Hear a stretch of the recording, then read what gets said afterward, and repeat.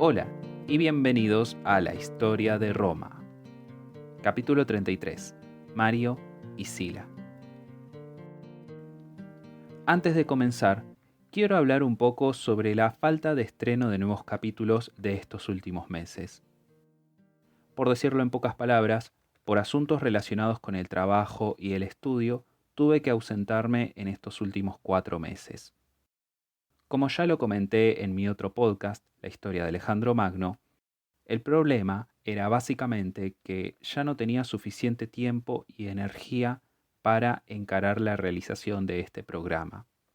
Ahora que cuento con un poco de tiempo para respirar, creo que voy a comenzar a planificar de forma un poco distinta los capítulos. De aquí en adelante, los capítulos nuevos serán lanzados de forma quincenal. Creo que esto permitirá tener una frecuencia lo suficientemente consistente como para que efectivamente podamos seguir este camino que es la historia de Roma. Ahora, recapitulemos dónde nos encontrábamos.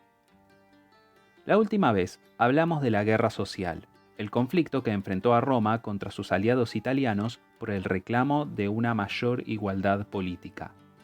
En esta guerra, el popular excónsul Cayo Mario salió de su retiro y volvió al campo de batalla, pero solo para encontrarse repetidamente privado de su poder de mando por culpa del Senado.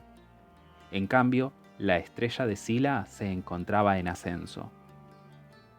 Después de emerger como el héroe de la guerra social, Lucio Cornelio Sila había sido electo cónsul en el año 88 a.C. Con la breve guerra civil sofocada, la atención romana se desvió inmediatamente al este, donde Mitridates VI, rey de Ponto, amenazaba a la nueva provincia romana de Asia, localizada en el extremo del mar Egeo. Estos problemas habían comenzado años atrás, y en el 88 a.C., Mitridates no solo cruzó el límite, sino que barrió con todas las fronteras. Después de varias escaramuzas con las legiones romanas estacionadas en el este, Mitridates decidió que estos occidentales debían irse y que Anatolia debería volver a las manos de los nativos. Para ello, inició una masacre masiva que sería conocida como las Vísperas Asiáticas. Con la ayuda de poblaciones y ciudades locales a lo largo de la península turca, todo aquel que hablara apenas con acento latino recibía la pena capital. Más de 80.000 ciudadanos romanos y aliados fueron asesinados en el este, coincidiendo con la invasión del rey a la provincia de Asia. Los romanos estaban justificadamente horrorizados y reunieron una fuerza invasora para vengar la masacre.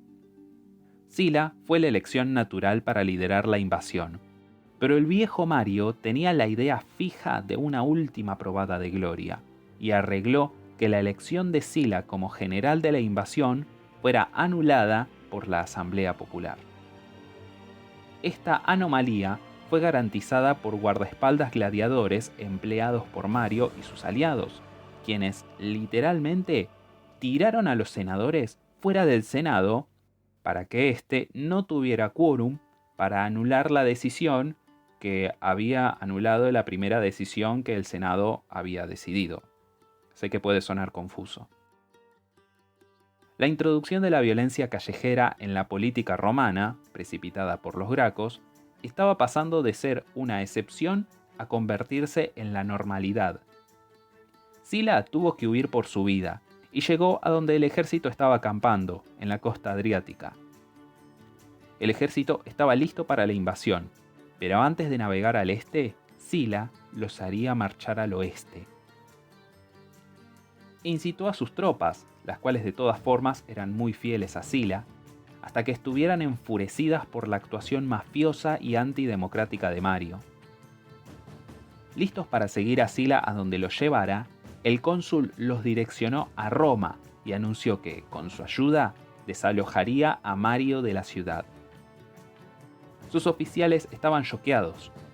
Era ilegal que las legiones cruzaran los límites tradicionales de la ciudad de Roma, y por más que despreciaran a Mario, simplemente no podían apoyar una tan clara violación de las leyes.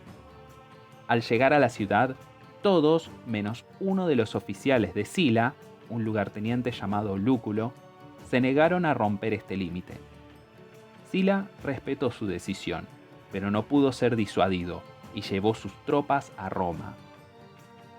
Dentro de la ciudad, los partidarios de Mario organizaron a gladiadores y esclavos como una fuerza de defensa, pero no eran nada comparado con legionarios entrenados, y en la breve lucha callejera que entablaron, el ejército de Sila no tuvo problemas en aplastar a los patéticos defensores.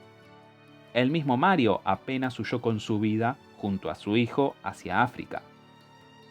Sila restauró el orden en Roma, declaró a Mario como enemigo del Estado y puso al Senado de nuevo a cargo de la ciudad. Todo este drama llenó el año de Sila como cónsul, y no fue hasta el 87 a.C.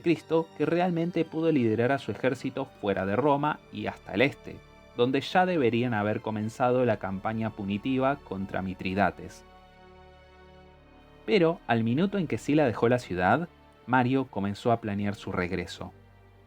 Muchos en Roma, que habían sido neutrales durante la lucha política entre Mario y Sila, fueron llevados al bando de Mario a causa de la jugada ilegal e inmoral de Sila con sus tropas.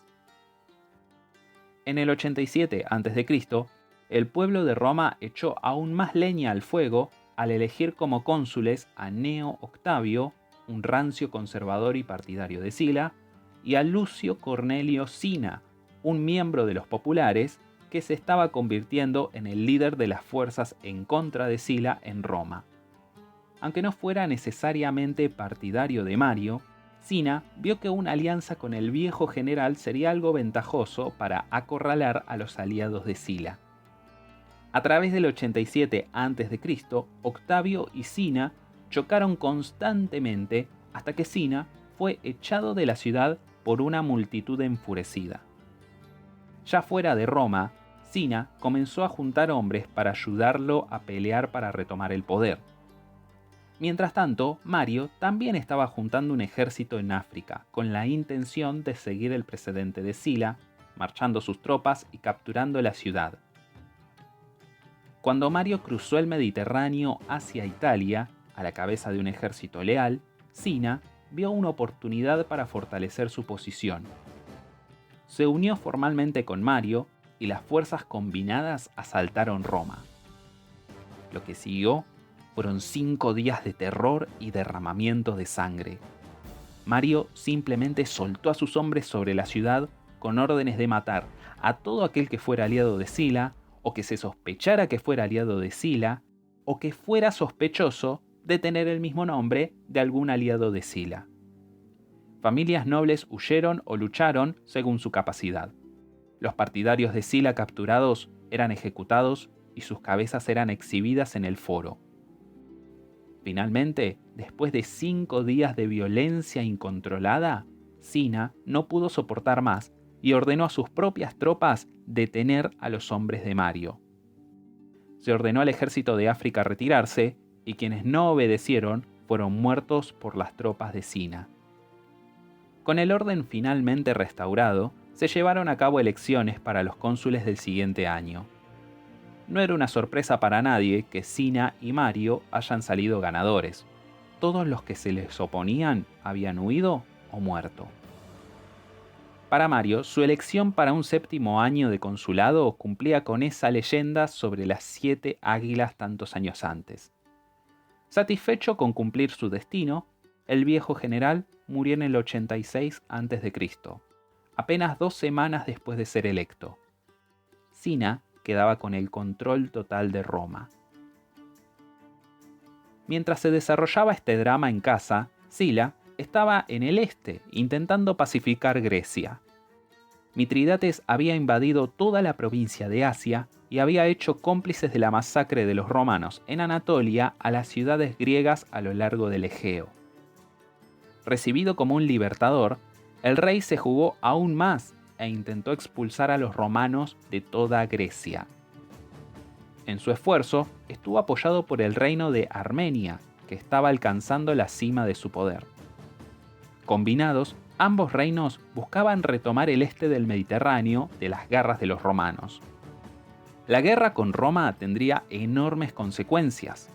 En vez de ser expulsados, los romanos terminarían plantando bandera aún más lejos de casa. Cuando Sila cruzó hacia Epiro en el 87 a.C., encontró que Mitridates estaba a punto de tornar a los griegos en contra de Roma. En Atenas, un tirano títere se había hecho con el poder, con el apoyo del ejército de Ponto. Este gobierno estaría liderado por el general más hábil de Mitridates, Arquelao. Sin embargo, este sería el avance más occidental logrado por Mitridates, ya que la mera visión de los 40.000 soldados romanos fue suficiente para convencer a la mayoría de las ciudades griegas. La primera prioridad de Sila era reconquistar Atenas, pero cuando llegó, la ciudad permaneció obstinada en su resistencia y le cerró sus puertas. Así que Sila tuvo que prepararse para un asedio. Mientras estaba acampando fuera de la ciudad, comenzaron a llegar sobrevivientes del reinado de terror de Mario, y Sila recibió las noticias de que el viejo general había vuelto al poder y que él había sido oficialmente exiliado de Roma. Se mantuvo enfocado en su trabajo, y a comienzos del 86 a.C., Sila seguía en las puertas de Atenas. Finalmente, en marzo de ese año, los vigilantes de Atenas cedieron y Sila realizó un asalto nocturno sobre los muros. Una vez dentro, Sila no se sentía para nada misericordioso y dejó que sus tropas hicieran lo que quisieran con la ciudad. La masacre solo se detuvo cuando amigos griegos de Sila le rogaron que parara la carnicería. El ejército póntico de Arquelao había navegado hacia el norte y Sila dejó Atenas para recuperar sus fuerzas. Sin embargo, camino fuera de la ciudad, incendió el puerto ateniense del Pireo, un recuerdo final para aquellos quienes se opongan a Roma. Sila alcanzó a Arquelao al norte de Atenas, en la provincia griega de Beocia. El ejército póntico a esta altura llegaba a los 120.000 hombres, 3 veces más grande que las legiones romanas que lo perseguían. Sila hábilmente evitó la lucha hasta que encontró un terreno que mitigara la ventaja numérica de Arquelao. Finalmente, encontró el lugar justo en Queronea. Cuando los romanos se fortificaron en tierras altas, atrajo el ataque de Arquelao. Con Sila yendo de un flanco a otro para aguantar las interminables olas enviadas por Arquelao, los romanos superaron los ataques cada vez más cansados de los pónticos. Viendo su oportunidad, Sila cargó contra el enemigo y lo persiguió de vuelta a su campamento, rodeándolos antes de que llegaran a su base. La cuenta de bajas finales muestra que, mientras el ejército de Ponto había sido masacrado, los romanos habían salido casi indemnes. Con esta aplastante victoria en Grecia, la popularidad de Sila en Roma estaba en su cota más alta, a pesar de la hostilidad de las élites que permanecían en la ciudad y el hecho de que técnicamente seguía siendo un exiliado. En el 85 a.C., Sina fue reelecto como cónsul y decidió que Sila debía ser retirado oficialmente del deber. No porque existieran dudas de que triunfaría sobre Mitridates, sino porque no había la más mínima duda de que triunfaría sobre Mitridates, y esa victoria haría de Sila el hombre más poderoso de Roma. Así que Sina reunió un ejército y colocó a su cargo a hombres que fueran fieros oponentes de Sila. Debían encontrar a Sila, relevarlo de su puesto y combinar los dos ejércitos. Pero cuando el ejército liderado por Lucio Valerio Flaco y Cayo Flavio Fimbrio se encontró y acampó junto a las fuerzas de Sila, las cosas salieron al revés. Sila alentó a los recién llegados a que desertaran y pronto el nuevo ejército estaba perdiendo sus números. Incapaz de detener a Sila, Flaco se dirigió con su ejército al norte, oficialmente para buscar al ejército que el mismísimo Mitridates había traído a Grecia, pero extraoficialmente era para distanciarse del seductor carisma de Sila. La deserción en sus filas seguía aumentando, y las tropas que quedaban se enfurecieron con Flaco. Eventualmente, su segundo al mando, Fimbrio, encabezó un motín. Flaco fue asesinado, y Fimbrio se hizo cargo, pero al ser un fiel partidario de Mario, este nuevo líder no tenía intenciones de unirse a Sila, simplemente quería derrotar él mismo a Mitridates y robarle la gloria a Sila. Por su parte, Sila permaneció en Beocia, preparándose para la revancha con Arquelao, que tenía refuerzos armenios provenientes del este, y pronto volvió a estar a la cabeza de un ejército de más de 100.000 hombres. Los dos chocaron en Orcomeno, pero esta vez el resultado no fue distinto. La superior habilidad táctica de Sila, ejecutada efectivamente por disciplinados soldados romanos, fue demasiado para el ejército póntico. Otra vez Arquelao tuvo que huir. Sila había aniquilado a su ejército. Después de cruzar el Helesponto e ingresar a Asia, Fimbrio encontró a Mitridates y luchó exitosamente con él, pero no pudo aplastar al rey de Ponto. Dado que no contaba con el apoyo de la flota romana patrullando el Egeo, Mitridates pudo escapar de Fimbrio. Las fuerzas navales, lideradas por Lúculo, el oficial más leal a Sila, no ayudarían a su rival político. Mitridates ya podía ver a dónde iría todo esto, y a fines del 85 a.C. ofreció negociar con los romanos.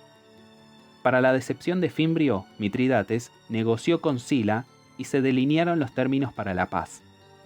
Mitridates seguiría en control de su reino en Ponto, pero debían retirarse de todo otro territorio ocupado.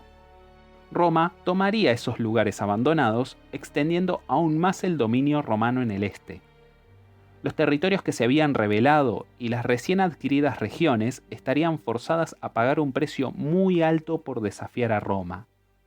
No solo aumentaron los tributos anuales, sino que Sila demandó 5 años retroactivos de impuestos.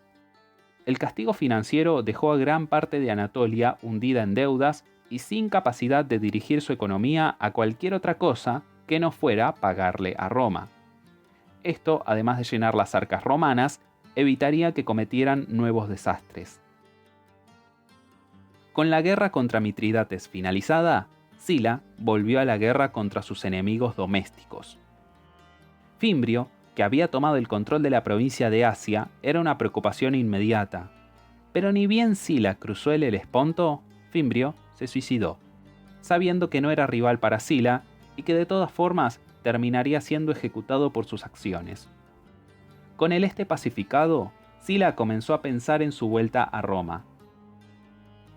Sina, quien había dirigido la ciudad los últimos años sin oposición, sabía muy bien que si Sila volvía, su fiesta tendría un fin abrupto.